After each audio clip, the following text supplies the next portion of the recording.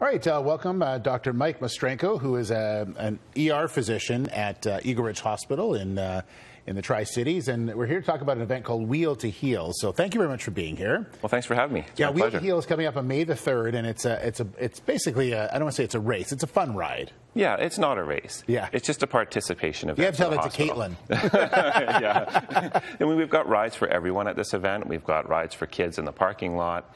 There's 10K ride. There's a 30 and a 45, a 65 and a 100. So depending on whatever performance level you're at, we meet your needs at this ride. It's great. And there's a lot of activities around as well, the start and finish line, where people can sort of enjoy the day, do the ride, and then enjoy some more afterwards. Yeah, it's like a celebration. There's food, there's music, and lots of fun people around. So it's a great spirit. We really enjoy it. Now, the money raised goes to the Eagle Ridge Hospital Foundation, which provides money for things that the hospital needs on a daily basis. I mean, you work in a very busy ER, as we know. It's always packed in there, and we've heard the stories about healthcare around the province. So what is it, the pressures that you're under as an emergency room doctor?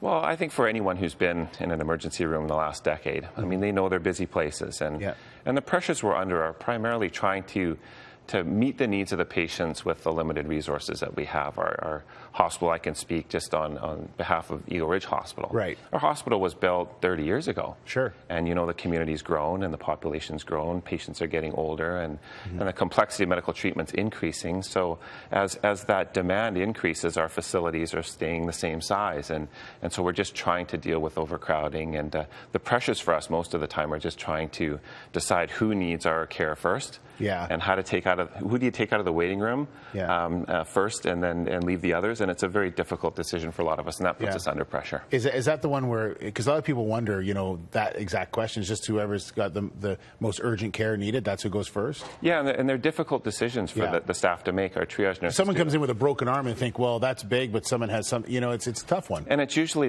the occult complaints, the chest pains and abdominal pains, that we really don't know how serious it is. Yeah. And so they often move ahead of others where we know that problem can wait a little longer. Sure. It doesn't seem fair a lot of the time, but it's just the way things have to be done to make sure people don't suffer. Now, how about equipment? I know that I do a gala for Eagle Ridge Hospital that I know you're at and others, and just it's buying extra equipment that you can use for. And you guys, one thing about the gala is that you talk specifically about uses for this equipment and how it literally has saved lives.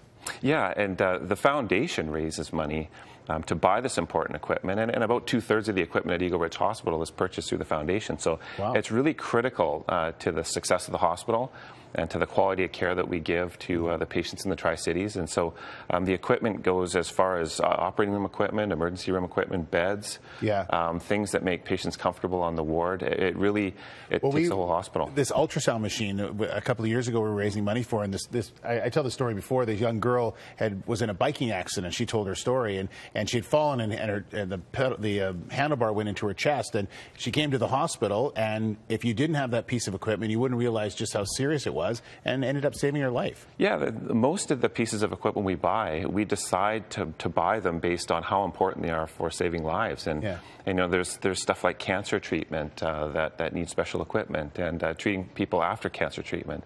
Those are things you don't see as sort of these dramatic stories. Sure. But the ultrasound machines, simple things like showing a pregnant woman that her baby's okay when she's worried. Yeah. It's not dramatic, but it's so important. For sure. And so it's about making patients feel better and saving lives all at the same time. Well, I know that you're doing the 100K, aren't you? Yeah, I haven't trained much, but I'm going to try. Anyway, so if you want to get involved in Wheel to Heal, we invite you to come out. It's a lot of fun. My family's going to be there, and we're going to be doing the kids run part of it. I did the 100K with Caitlin and Sophie last year. It's at Town Centre in Coquitlam. Go to wheeltoheal.ca for more details. Coming up on May the 3rd. You can sign up right there online, and totally kid-friendly. The kids will have a great time for the kids' ride, and appreciate it. Thanks so much. Yeah, Good to thanks see you very again. much. I appreciate we'll see you on the 3rd. Yeah, thanks, Steve. All right, we'll take a quick break. We'll come back in a couple of minutes. Stay with us.